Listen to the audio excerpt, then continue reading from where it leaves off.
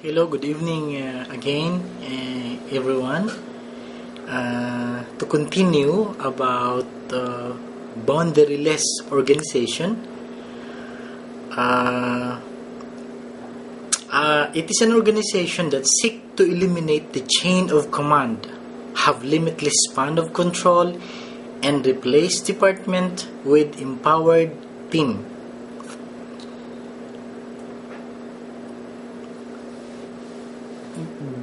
Boundaryless organization, of course, the top management, if you are the owner of the company, they want to no boundary for them.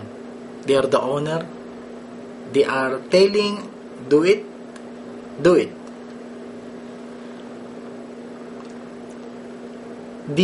The purpose of this is by removing vertical boundaries. Management flatten. There is no any stage. There is no any hierarchy here. Stage by stage. It's flat.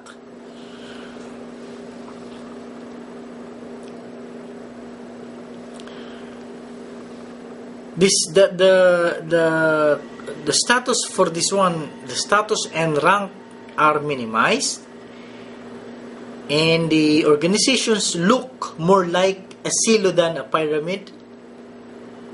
It's pyramid, okay, flat.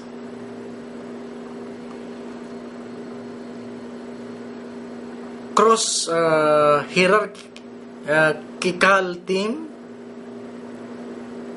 participative decision making practices, and the use of 360 performance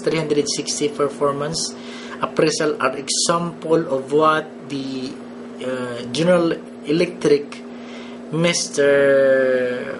Chairman Jack Welch is doing to break down vertical boundaries.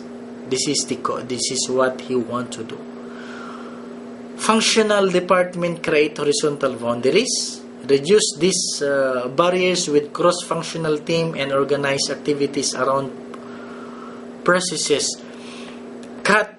Another thing also is cut through horizontal barriers using lateral transfer and rotate people into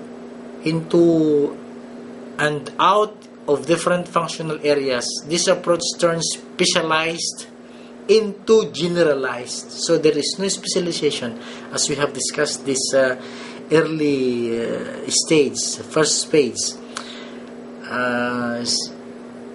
about work specialization.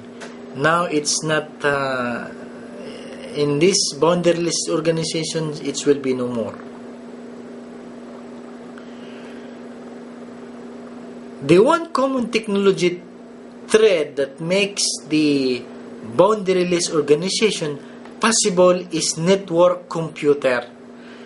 They allow people to communicate across intra-organizational and intra-organizational boundaries. Number 3, for the new option in the organizational structure design is the team structure. What do you mean by team structure?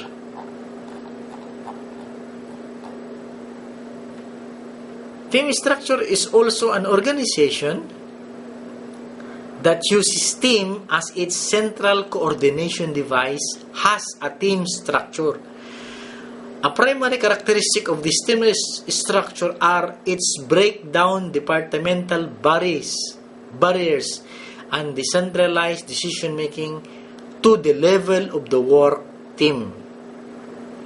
From the head to the work team, decentralization. In smaller companies, the team structures can define the entire organization. More often, the team structures complement what is typically a bureaucracy. So that is the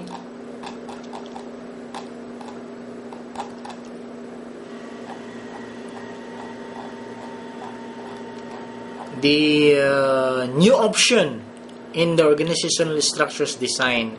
The three structural designs: team structure, 1. Number 2 is virtual organizations, and number 3 is boundaryless organization. We have also discussed about the common organizational design, which is the simple structure, the bureaucracy, and a matrix. Now, I can proceed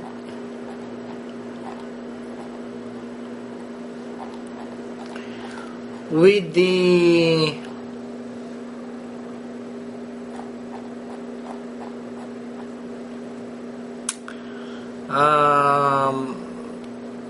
two extreme model of organizational structure. One is the mechanistic, and the other two is organic. Let's say that the decision and action that result in organizational structures is this mechanistic and organic structures. What do you mean by mechanistic structure of the organization? The synonymous with, it is generally synonymous with the bureaucracy in that it has extensive departmentalization, high formalization, a limited information network, commonly down communications from top to bottom, from the managers to labor, down communication, not up and down. Okay, it's called down communication, and little participation by level member in the decision making. This is the disadvantage for that mechanistic. Low level member in the decision making. While organic organizational structure is, it's look like a boundaryless organizations. It's look like flat. Okay? Uses cross-hierarchical and cross-functional team. Has low formalization, it's not standard. Possesses a comprehensive information network. Involve high participation in decision making. This is the advantage for the organic. The low level of employee has an involvement or a participation in decision making on the organization, while the mechanistic only a little participation by low level member in decision making. In the reconstruct of the mechanistic form of the organization is that the organic organization, in which is a high adaptive and flexible a structure. As a mechanistic organization, it is rigid and stable rather than having a standardized job and regulation. The organic organization is flexible, which allow it to change rapidly as need required. Organic organizations has decision of labor, but the job people do are not standardized. Employees are highly trained and empowered to handle diverse job activities and problems. And these organizations frequently use employee team. Employees in or organic type of the organizations requires minimal formal rules and little direct supervision. Their high level of skills and train and the support provided by other team members make formalizations and tied managerial control is unnecessary. How about factors on the different organizational structures? What are those factors that favor different organizational structures? I can say strategy, organizational size, technology, Lastly is the environmental uncertainty. Now,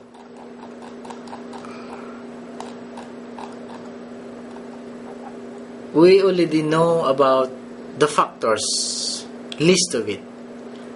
Strategy. An organization structure is a mean to help management achieve its objective. Strategy. This is from the beginning, we are telling this from time to time. Repeated. Help management achieve its objective.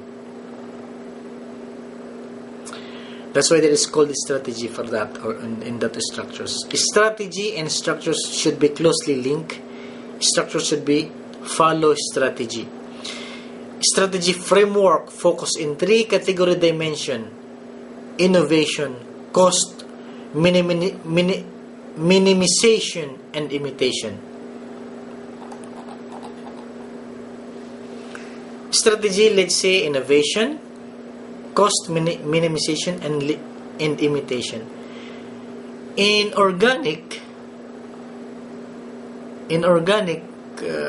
structure of the organization, innovation, a low structure, low specialization, low formalization, decentralization. This is in the organic. But in cost minimization, the mechanistic is the best of it. There is a tight of control, extensive work specialization, high formalization, standardized, and high centralization. The cost minimization's mechanistic is the best for that. Imitation are both mechanistic and organic. Mix of laws with tight properties, tight control over current activities, and looser control for the new undertaking. Number 2 is the organizational size. Of course, an organizational size significantly affects its structure. If you have, for example, employing more than 2,000 employees, more specialization, more departmentalizations, more vertical levels, and more rules and regulations than to the small organizations. It's really affect its structures. But the relationship is not linear. Size affects structures as at decreasing rate. Other one is technology.